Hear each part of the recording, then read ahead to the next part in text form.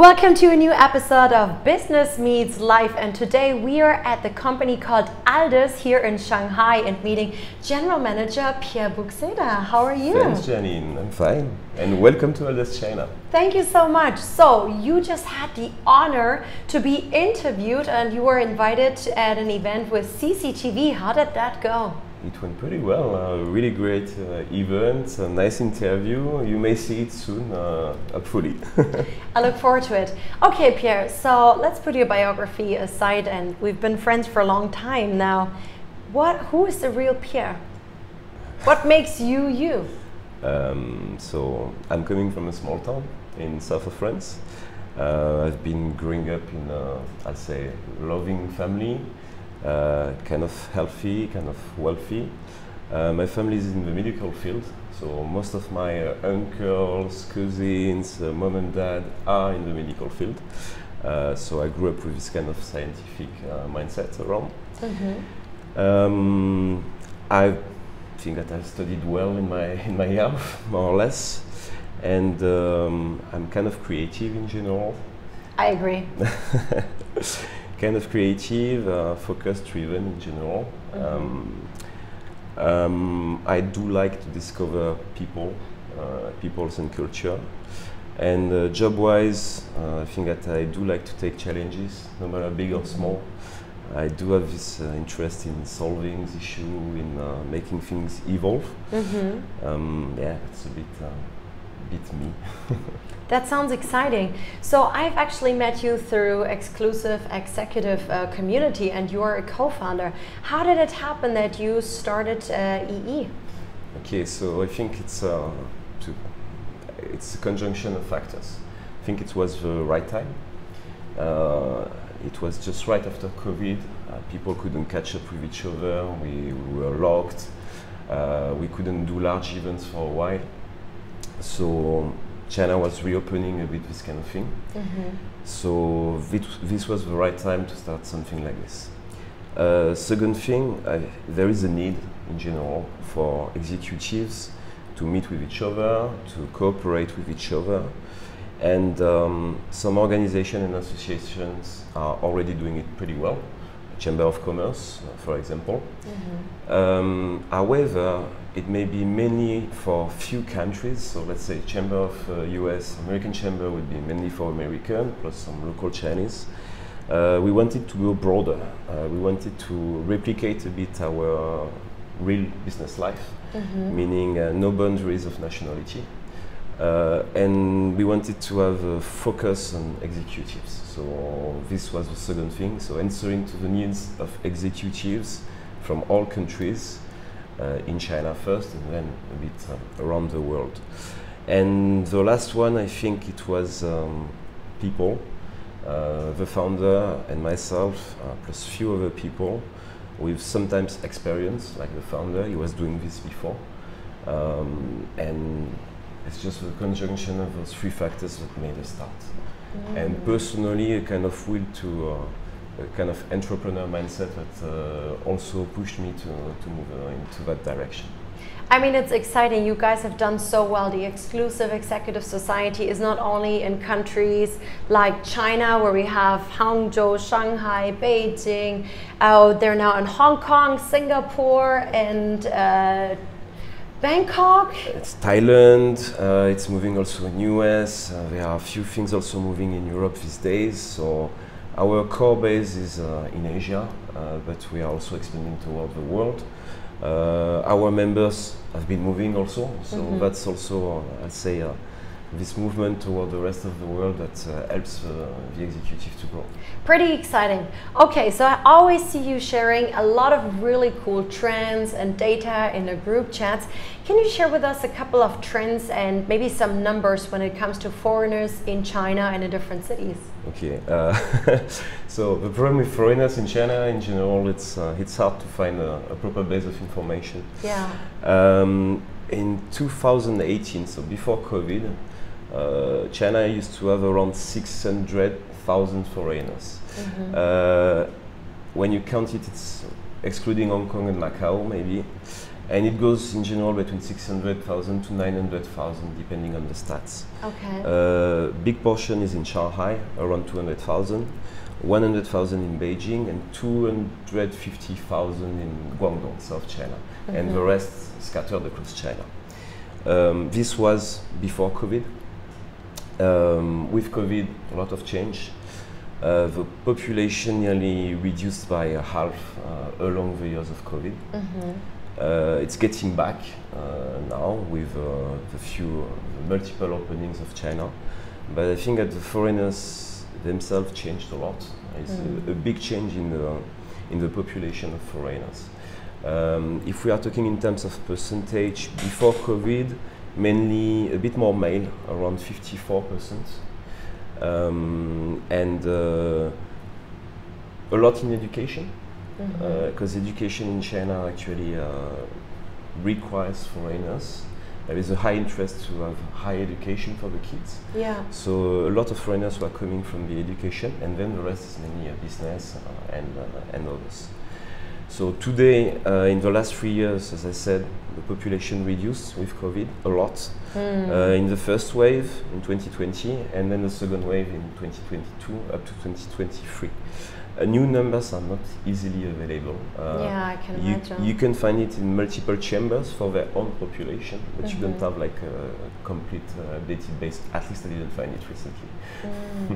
Now, what motivates you to always share like the newest marketing research and strategies? I mean, I see you're reading the newest research papers from McKinsey and all these like big institutes, and you always share this with us. What motivates you to do that?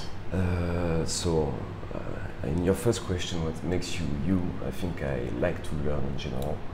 That's something that I just never stop, and I will never stop it.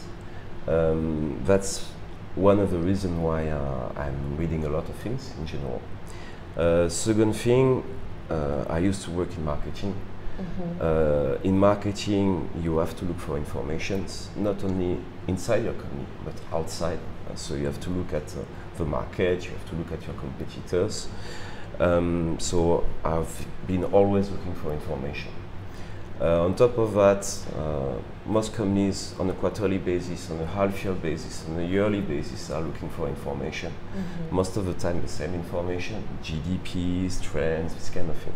So I started to set up a base for myself, and then sometimes I do share around. So various sources from Nomura, KPMG, Rollenberger, Bureau of Statistics, whatever.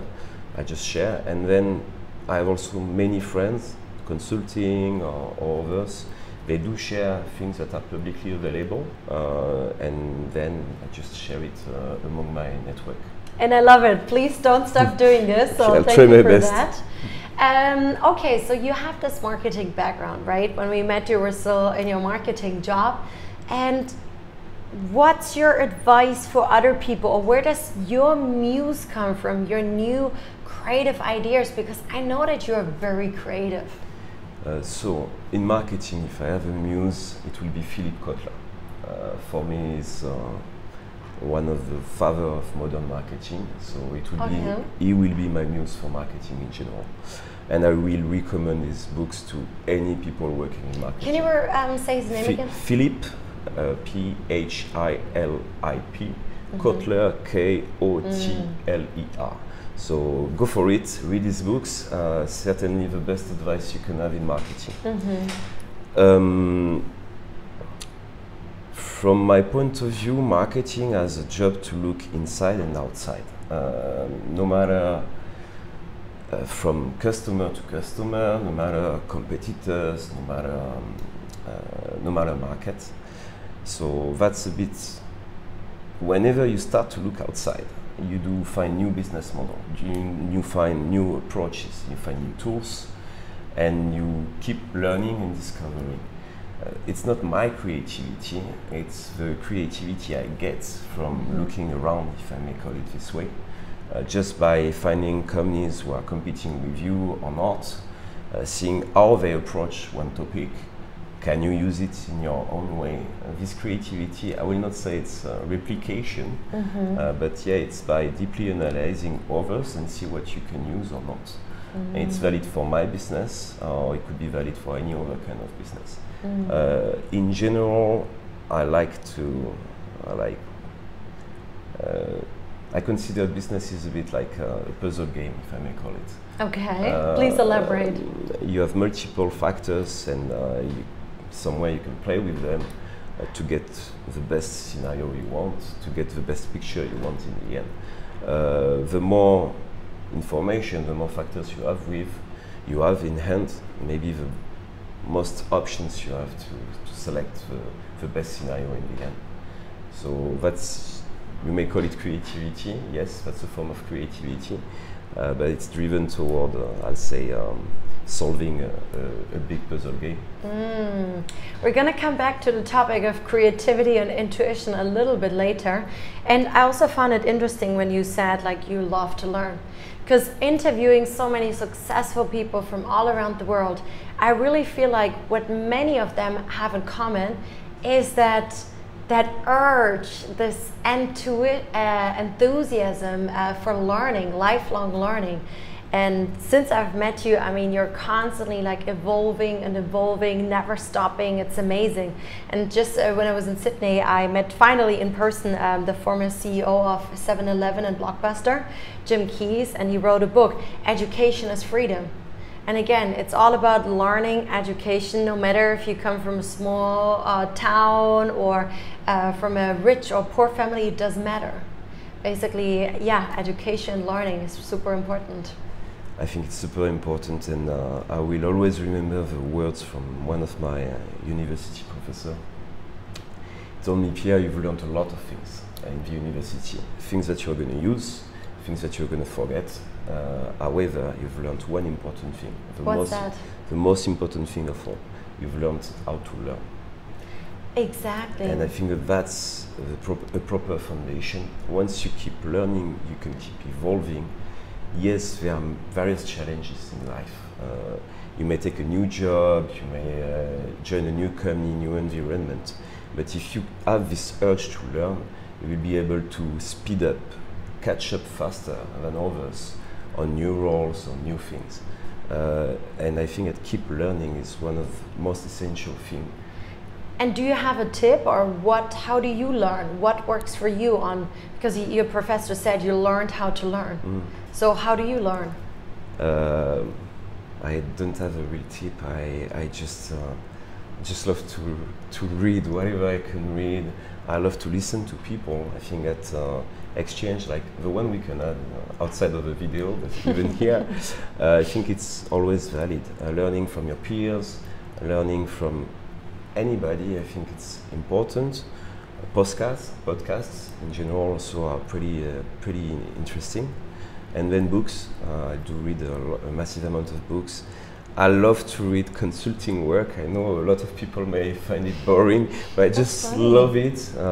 Reading reports, annual reports, for me it's something interesting. So yeah, I just love to learn and read. Amazing. If I may, maybe I do like to write a few things here and there. So I usually have my notebooks. I do write things on my notebooks, or I take notes on my phone. Whenever I find something interesting, I will put it in my notes. Same. You mean you take notes, or you mean you write like poems or essays, or? I take notes of things I read. I put links. Or when you take my phone, you will go to the notes, and you will find a bunch load of stuff. I have that too, actually. Yeah. Wow, well, thanks for sharing. Okay, so you have this marketing background, and nowadays you are running this amazing company, and thank you so much for showing me around the very interesting products that Aldes offers. So what do you think makes a general manager really successful? Okay, so first, a general manager is an employee. So I precise this one. So the first thing, you have to report to a board, you have to report to a CEO, whatever. So I'll say, to be successful, first, you are judged by your top management. So it's either on KPI, it's either on the P&L that you are driving. So that's the first thing. Second thing, from my personal point of view, whenever you are running a company as a GM, you have to make sure that this business can be sustainable, no matter if you are here or not. So I think that trying to set a company toward a long game, not only looking at like your short-term results, is really important for me. That's really personal. And third, and I think also one of the most essential one, is your people. A company doesn't live without its employees, its associates. Without people, there is no company. You have your customers, but you have your people. The culture you build inside the company, how you help people to evolve, how you help people to grow, how you help people to achieve results, to be focused toward achieving things, is key. So for me, it would be a bit a mix of those. On one side, the results, business results, or your KPIs. On the other side, how you are able to make this business sustainable on the long run. And on the first side, how you help your people to see through the future, building a good culture. Now, going back to what you said earlier, it's so important that we constantly learn. It's so important that actually it's all about the people, and every company owner mentions the people. How do you make sure that your people are constantly evolving and learning? Because there's so many people out there, they don't want to learn. Like McKinsey has this report saying that until 2030, 220 million people need to be reskilled. Yes. How do you make sure that your people are constantly growing with you? Because you might be that outstanding learner, but what about them? That's the point. I think that if you want people to grow and to evolve, you have to be a kind of role model. You have to show to your people your personal will and to do so. I think that that's one of the first things. Second thing, I do spend a lot of time with my people. I try to guide them toward new things occasionally. Not everybody, because some people maybe they don't need to keep looking for new things. But I do spend time with each of my people in general and try to guide them as much as I can. I think it's important, and on one side it makes you build a connection, and on the other side you show to your people also that you care about them. That's one thing. Second thing, you are also helping them not only for today but for a future they may have here or anywhere else. So I think it's really important, but you need to know more or less for the people you have in your team what is driving them. Some people, they just have a urge to learn. Some other people, they don't have, but you need to find something that will motivate them. So I'll say it's a bit case by case, but it depends what you do as a leader. If they see you engaged in finding new customers, in finding new opportunities, in making the business move forward, I think in general they will also try to do the same thing. And that's amazing. And I gotta say here, I mean, you are a foreigner, you are in China, all of your employees are Chinese, Pierre is fluent in Chinese, and you're leading your company like this, which is amazing, first of all. I really have so much respect for you doing that. Now, how did culture shape you? Because I know there's also some Spanish flavor inside you, right? And I mean, you've lived abroad for such a long time now, and yeah, whether it's in your private or work life, how does culture shape you, or how do you utilize it? Or I'll take the words from a former French president. Oh la la! Okay, so the translation may not be perfect because it was in French. No judgment. But his words were like, culture reigns above all, or culture dominates everything, something like this. For me, basically that's the right word. Everything could be cultural. And culture just is entering into a new culture, being able to pierce the code of a culture is an open door for an expansion, multiple things. We tend to say, okay, Western culture, Asian culture, or Chinese culture, yes, okay, there are various core differences, rice, food base. So culture is a mix of many things: food, multiple history, religion, many things, many factors. Yeah. On one side, you can just look at the big culture, but within each culture, you have multiple subcultures. Yeah. Business has its own culture, and it's not only just a big business. It depends on if you can also cut it by industry. Each industry has its code. Each industry has its own culture. Whenever you move toward Asia, we tend to put it as a big block, like the Asian bloc. But truth is, it's not the case. Whenever you move to Southeast Asia, each country in Southeast Asia has its own culture. Yeah. You go to Malaysia, where you have a big batch of a few historical nations, kind of, tribes, if I may call it, and then one specific culture. You move to Singapore, you have a massive melting pot, also another one. You move to Thailand, another one. That's the point. So culture is key, and if you want to evolve in a country, if you want to do business in a country, you have to understand the main drivers of that culture. I don't think that you can come to China and expect to do business properly just by copying, pasting your thoughts, your cultural thoughts. I remember one of the CEOs of Starbucks saying that one of the best decisions he made was the fact of picking a local to drive Starbucks in China. Before that, it was not working so well. And by choosing a Chinese lady at that time, Starbucks exploded because she was able to understand how to make Starbucks grow in China. Yeah, because China doesn't have a coffee culture. It was I mean, this is changing drastically right now, but it was a pure tea culture.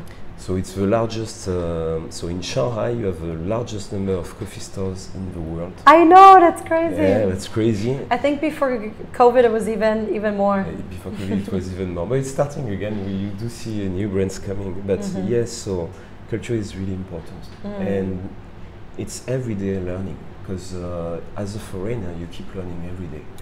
And when you are able to speak the language, that's when you can really step into it. You can breathe it a bit more, if I may call it this way. So language is really an important part of it. Being in China, being able to speak Chinese is just like a door opener to many things. I absolutely agree. Now, looking at what we have here, actually, as a global disc trainer, of course, I love it. And it was interesting when I was at Pierre's office. At one point, he was like, "So, Janine, what are you?" Like, this is about like personalities and so on, right? So, what we also learn in global disc is actually that it's not the culture of the nationality where we come from that shapes us so much. But actually we spend like 8 hours and more in the office every day. And the company culture shapes us a lot more, actually. So you said company culture. This is coming from my previous company. So I took it with me when I came here. I think it's really important. So you call it the disc. You may have different names, but that being said, using it is key. Knowing your profile with its strength and weakness is something important, but knowing other profiles, how to interact with other profiles, I think it's extremely important. I will not say that I use it to pick up the teams in general, but it's a good way to set up your team accordingly. But at least to interact with some of the people, you know you have to be a bit more cautious in some profile, or not, and I think it's really important. I usually recommend it to anybody in a kind of leader position. I think it's key. Yeah, that's amazing. Now, you've already achieved a lot, and you're still pretty young, and although you've been in China for such a long time, what's next? What's the next goal? I mean, you're already a GM. So my first goal is to make sure that I achieve what I started here. So I came here in 1 year. We've been moving a lot. New products, expansion of our business network. We started to, I started to build a well-balanced business model, if I can call it this way, with project, with retail, with export. I still have things to achieve, so that's my first short-term goal. On a long run, I think that I wanted to somewhere be a GM. Not for the title, because if you want a job for a title, it's a wrong choice. If you want a job, it's because you want to achieve something. You think that you have a potential or an ability to shape things or to improve things. I think that that's a much better approach. If you want a job for a title, sorry, you make the wrong move. On a longer term, I'll say I think that I keep want the same thing, keep helping companies to grow, to become more sustainable. I want to be able to help, I'll say, my two countries. The one I was born, the one I grew in, China made me grow up. I want to help the two countries and the companies in the two countries to grow, to cooperate. That's something essential for me. Like a bridge, basically. Yes, building the bridge between the two countries even more than what I can do to date. I think that this is really important for me. Yeah. That sounds amazing. So let's go a little bit more into like the private part of you. And we just spoke a little bit about goals and dreams and what is your purpose? Like, do you have like an overall life purpose? Because I often have people approaching me and saying, Janine, I don't know what my next career step is. I don't know what my purpose in life is. They're seeking for something and they feel lost. So my purpose in life would be to keep growing and keep evolving. I don't want to stop. I want to keep moving forward. As I want to learn all the time, I think it's exactly the same. So if I have a purpose, it's to keep growing, to keep evolving, to keep, I'll say, helping businesses to move toward a better future, to be more profitable, more sustainable in general. That's one of the things that motivates me. That would be my purpose in general. It may look special because maybe it's like highly business driven, but that's my mindset. Yeah. Okay. And on the personal side, yeah, it's mainly about keep learning. Mm-hmm. And whenever you face adversity, how do you tackle it? How do you stay tough and keep on moving? I'll take another word from one of my former tutors. At a time when things didn't go so well for me, and he told me, life is like a trampoline. Sometimes you have to go down to be able to jump even higher. I think that's one of the things that keep me up when there are challenges and adversities. On top of that, at an early age, I went through a really hard time. I lost one of my friends literally in my hands. I think that after that day, nothing could be hard. That's a bit the point, is when you experience difficult things at a time in your life, somewhere you know that you may not experience something so painful in the future. So that's a bit what keeps you up. Well, thank you so much for sharing this with us. I'm not sure if this one would... It's funny, I actually say the same, except for I say it's like a roller coaster. So you have to go down and you can go up. It's exactly the same, whether a trampoline or a roller coaster. He added something like, today you are at the bottom, so you can just rise up now. Now let's talk about your mom. I know that your incredible mom must be, or she's a psychotherapist, right? Or psychologist. So my mom used to be a nurse, specialized in psychiatry, and she ended up a director of an hospital. Amazing. And she's a role model for me in many wow, ways. Cheers to Pierre's mom out there. I hope she's watching. Now, with her psychology background, because I know a lot of parents wouldn't have that, a lot of societies and teachers don't have that. What do you think? How has this shaped you? as a child, for example? I think that as a child you may not realize what you are learning. As a child you don't understand you are learning psychology, or that the interaction you may have with your parents can be special, because that's your parents, that's the first thing. However, no matter where we come from, we are sharing and transferring information to our kids in a certain way. Whenever your parents may have a bit of psychology background, part of the interaction they will have with you will be somewhere different. They may try to help you express your needs, your feelings. You may discuss in a different way. They may help you to build a certain respect foundations for others. I think I will say it a bit that way. In my childhood, we used to have a lot of psychiatrists or psychologists coming for dinner. Okay. The truth is, on my side, I think I've been building more a filter toward people who may try to analyze me than anything else. So I may consider it, at least on the other side, you may see it as a good thing. I usually will put a filter as soon as I do feel some of the questions. I've experienced that with you before. Now, it was interesting last year when we met up in Beijing. You actually told me one of your childhood stories when it comes to writing with the right hand or writing with the left hand. So what do you think, I mean, this sounds so simple, right? But what is your advice from your own experience that parents actually should keep in mind? So I have to put it back in context, because now it's a bit an old topic. Okay, I was born in the 80s, early 80s. At that time in Europe, before that time in Europe, teachers were forcing left-handed kids to write with their right hand. For various reasons, some being religious, some being educative ones.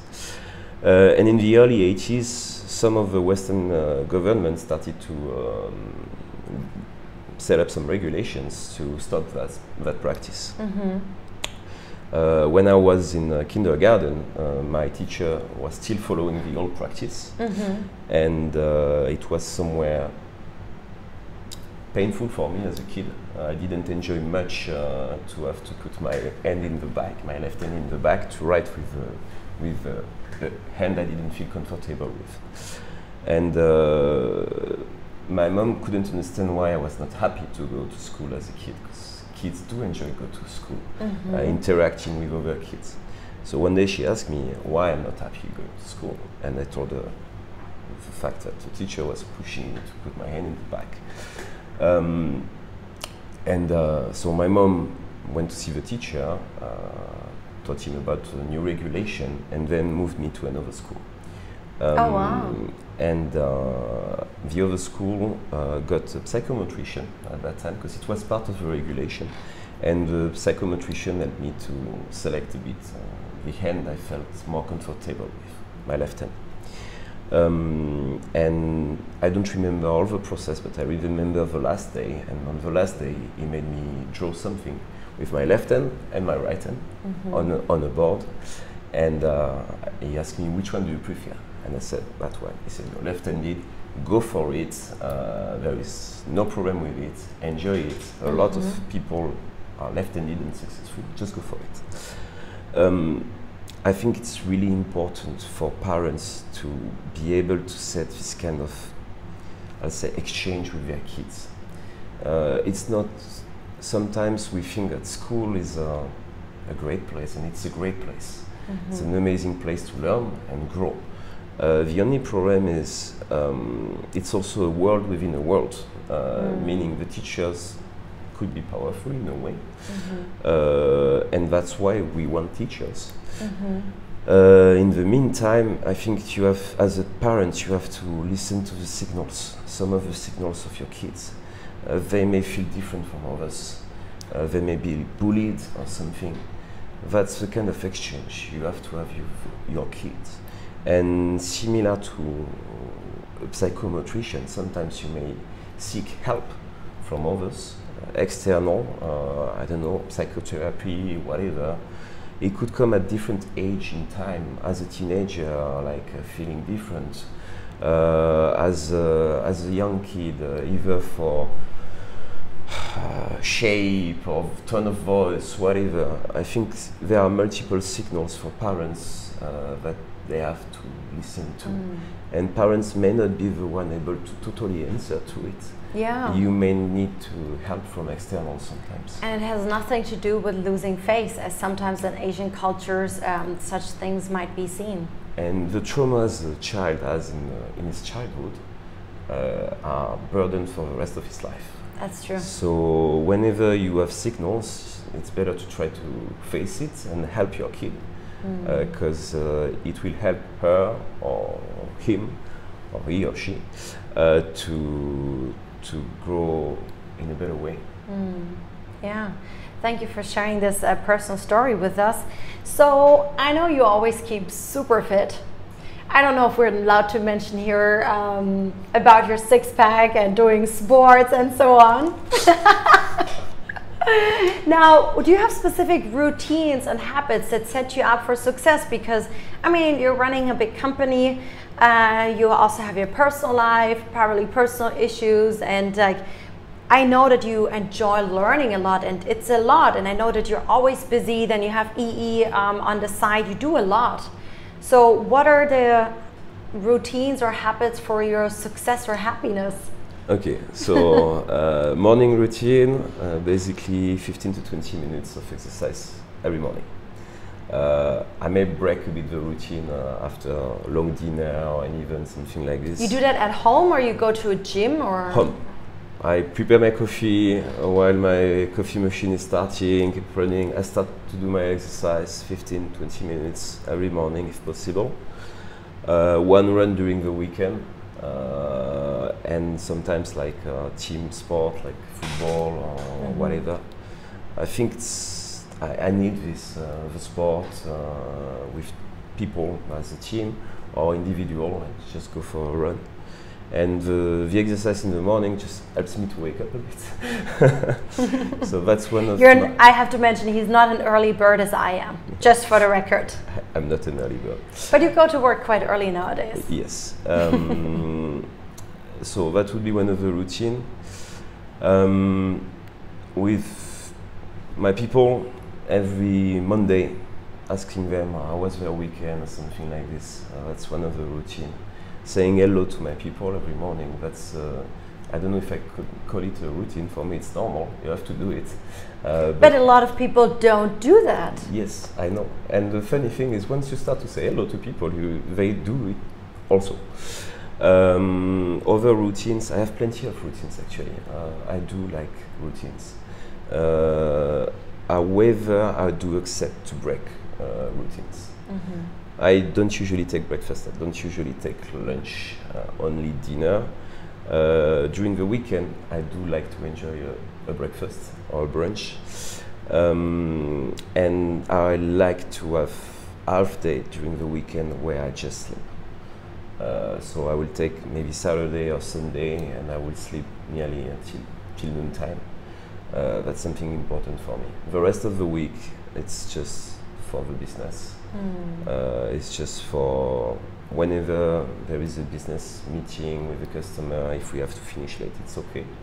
But weekend is a bit special time.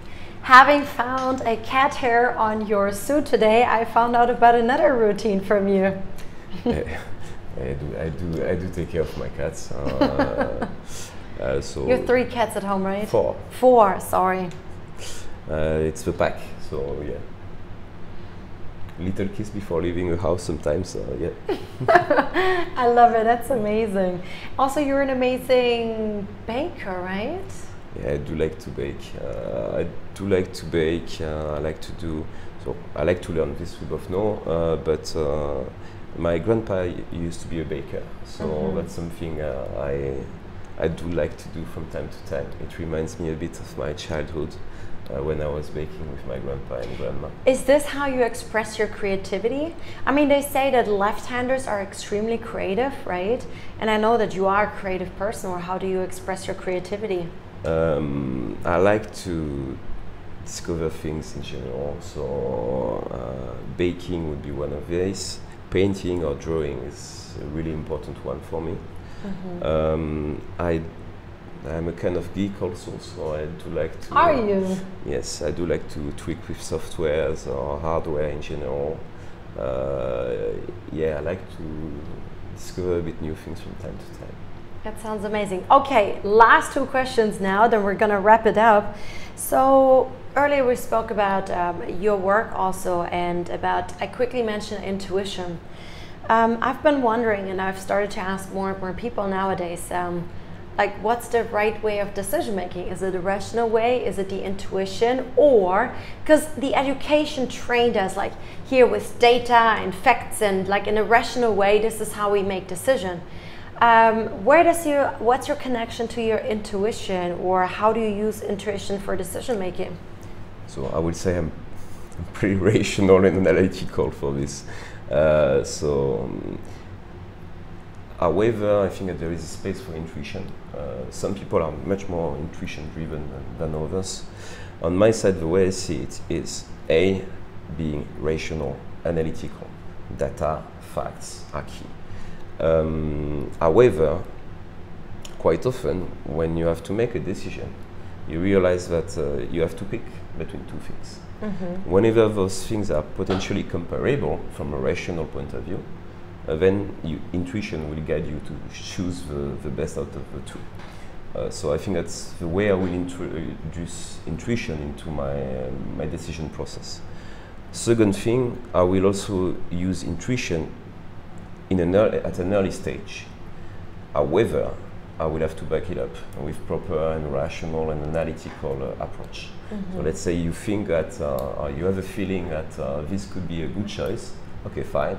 Let's back it up with proper data or something like this. And maybe it's a wrong choice, and data and process will give you the answer to it. So I don't really take decision based just on intuition. I don't do this. I need the data to back it up. Okay. What's your advice for marketing professionals who actually want to become general managers? If I take some numbers, I know that you like some numbers sometimes. Out of the Fortune 500 companies, around 17% of people who are reaching like CEOs or kind of role are coming from sales and marketing, so the two functions combined. Around 30% are coming from finance, and 20 plus are coming from operation. So marketing in itself is not like your main option. Things are changing with crisis, and in particular, it becomes a function which is growing a bit faster in the percentage. That being said, you may not be the first pick. There are various reasons for this. A company needs profit. Profit is something that helps a company to invest and be sustainable. Profit is highly related to, let's say, money, therefore finance. So finance becomes one of the first pick in general. However, sales and marketing have, on one side, they are dealing with customers. They are dealing with customers, they are dealing with growth. Those two functions are key to, I'll say, bring the company to a next path. Slightly different. Maybe finance will be more consistent, continuity. If you want a bit of disruption, if you want a bit of growth, you may have to look for commercial profiles, for example. So, however, for a marketing person who would like to step up, A, you need financial acumen. Because no matter what, you need to strengthen your financials. You have to have a good financial base. And it's not the case for all marketing people. So you have to work on that. That's one portion. Second thing, if you are just coming from marketing, you do need to have to touch more on the sales side. So you need to make sure that your profile moves from marketing to commercial.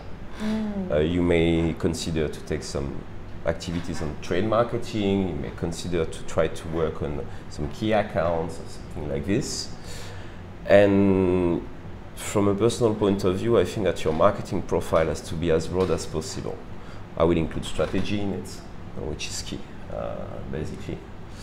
Strategy may include merger and acquisition depending on the size of your company. So market intelligence is in it. The marketing in general, all the portion, marketing, communication.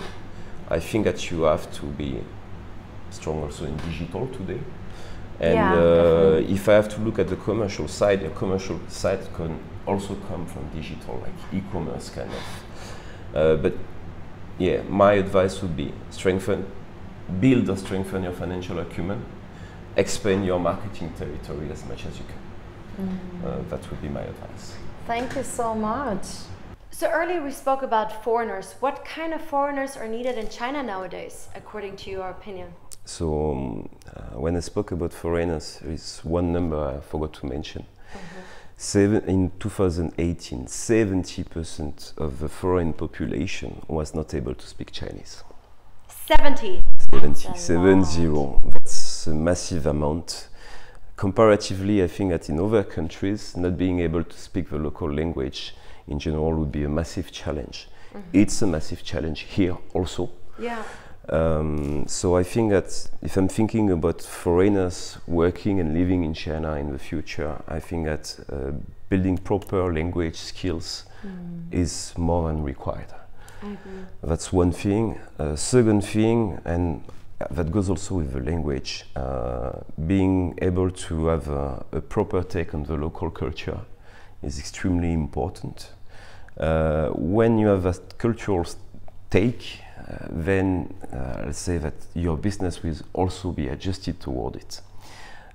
It's not, you cannot just replicate the model anymore from overseas. China is moving extremely fast. Speed is one of the major requirements in China.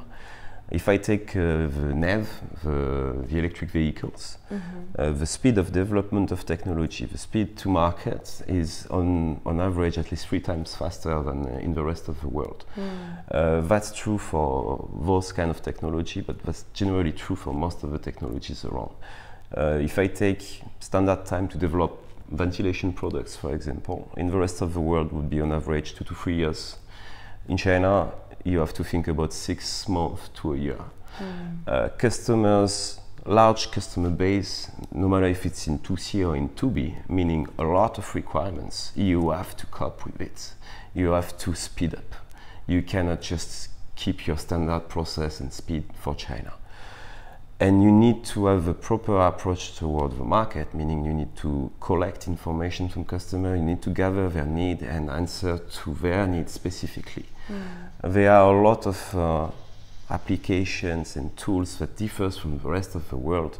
If we just think about the social media, all our local landscape differs from the rest of the world. So you have no choice to think about all those things. For the young foreigners coming in the future, I would recommend them to spend some time in a local school, in a local university. I think that this will help them to improve their language skills pretty fast, to, I'll say, also meet a lot of people, local people, discussing with them. For, I'll say, older expatriated or foreigners, on one side, when you come with a foreign experience, you are bringing something, governance, compliance, processes. It's a good base, but do not forget you may have to slightly adjust or adapt it if you want to perform. When we are thinking about coaching also, coaching from overseas and coaching in China, it's not the same thing. You have the consideration of the boss, the words from and Chinese people will use the word boss, so that's why I use it. The consideration of the leadership structure, the way employees and associates expect to work is different. So you have to adapt in all cases. So I think that the next population of foreigners needs to have a proper local awareness, cultural awareness, business awareness. Yeah. That's something I think important. Yeah. Thanks for sharing. Pleasure.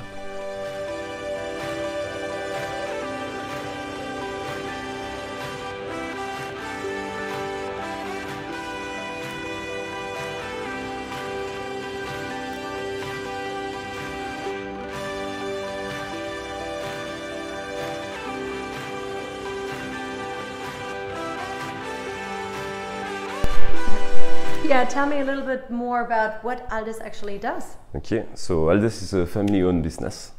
Aldes started its business in 1925 in France. Wow, 99 years old? 99 years old. Wow. So one of the oldest players in the field, if I may say it. In China, we are basically a pioneer in ventilation. I could say it, we nearly started the ventilation business in China in 1996. And Aldes is a player in ventilation, as I mentioned, in thermal comfort, so management of the temperature, something like this, purification, fire security in some of the countries, and that would be some of our core portfolio. In China, we've been working for 27 years with most of the well-known developers in the market, installed easily more than 3 million houses with ventilation. Most people may not see it because usually ventilation are hidden in the roofing. That being said, it brings fresh air to your house, and we all use air conditioning in general in China. But it's really important to bring some fresh air to it helps you to breathe better. It reduces the risk of diseases, some chronic disease like asthma. So it's really important, and in China and all around the world, basically our products are recognized for their quality, if I may call it. It's pretty meaningful what you guys are doing. What we try to do is to consider the indoor air quality of everybody, of our customers, basically, making sure that they can enjoy much more their houses. That's a bit the idea. So Pierre, thank you so much for your time. Do you have any last words for our listeners? I think that if I have some advice in general, I think that one of them would be curious, keep learning, keep discovering things. Be authentic to yourself, keep your values, no matter where you come from a small town or from a poor family or whatever, be authentic to your roots and evolve with it, but be authentic to your roots. And your path to success or your path in life is unique to yourself. Don't try to copy others, to replicate others. Find your own way in life. I think that this is some of the advices I'll give. And do not hesitate to ask for help or support. Ooh, good reminder. From experts, like you, for example, for coaching. But from people you consider, I'll say, great, do not hesitate to ask them things as advice, support, including sometimes financial support, because this is really important. It helps you to grow and it helps you to move much faster. Thank you so much for your time again, for your sharings, your love, and guys, have a good day, subscribe, and if you like today's session, also share it with your friends. Have a good day. Thanks everybody for listening. Bye.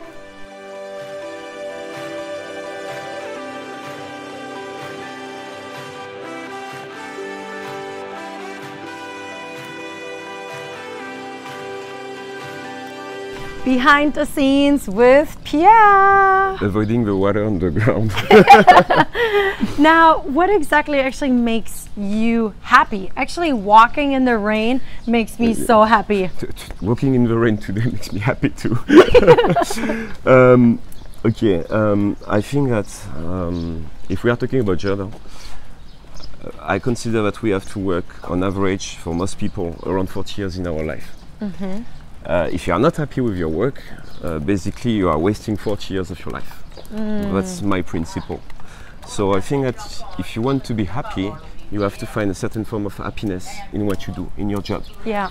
No matter if it's day to day or big or small achievement. I think that this is really important. I don't really like the work-life balance concept. Why?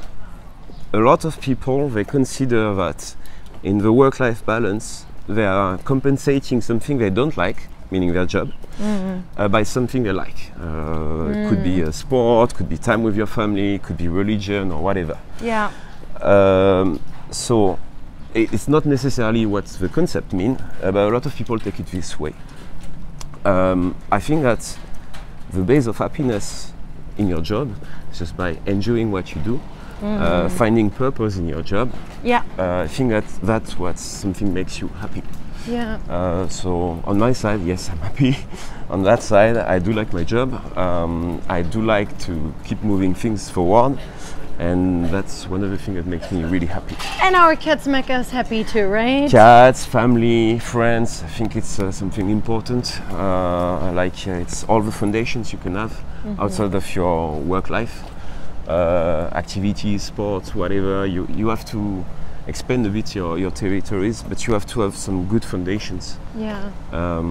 Yeah, and pets or pets are part of the things that makes you a bit more happy also. Definitely, and let's show the beautiful environment here.